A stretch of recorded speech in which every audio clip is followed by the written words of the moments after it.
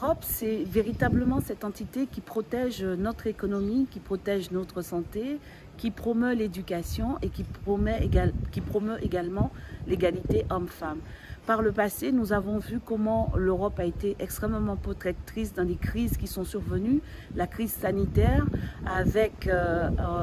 en permettant le déploiement rapide et efficace de vaccins contre le coronavirus, mais également dans la guerre Ukraine-la Russie. On a vu également que l'Europe a pu permettre de mettre en place des boucliers énergétiques qui ont permis de ne pas trop augmenter le coût de l'énergie sur nos territoires. Et donc, cette Europe, bien que nous soyons à des milliers de kilomètres de distance, eh bien, plus que jamais, nous devons nous sentir européens parce que c'est elle qui nous permet également, par le biais des fonds européens, que ce soit les fonds FEDER, les fonds FSE, les fonds dédiés à l'agriculture, comme le fait ADER, ou à la pêche et à l'aquaculture, comme le fait AMPA, mais également les fonds Interreg qui permettent aujourd'hui une vraie coopération dans ce bassin de l'océan Indien entre la Réunion, Mayotte, Maurice, Madagascar, mais également une coopération avec le canal du Mozambique. Tout cela, ce sont des fonds européens qui permettent aujourd'hui à la Réunion, mais à l'ensemble des territoires ultramarins qui appartiennent à l'Union européenne, donc on nous appelle les régions ultrapériphériques, et bien d'avoir ce développement économique, d'avoir ces échanges avec notre bassin de vie.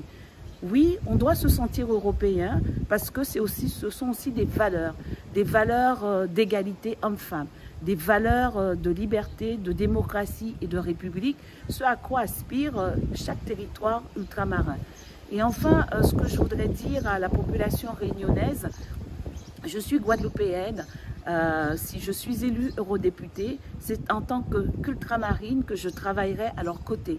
J'ai fait le déplacement pour venir à La Réunion, à la rencontre des acteurs socioprofessionnels, à la rencontre des élus, pour porter ce message qu'en tant qu'ultramarine, je vais travailler sur leur dossier, je serai à leur côté, je promets être une eurodéputée de proximité et de venir au moins une fois par an à leur rencontre pour qu'on puisse évoquer, travailler les dossiers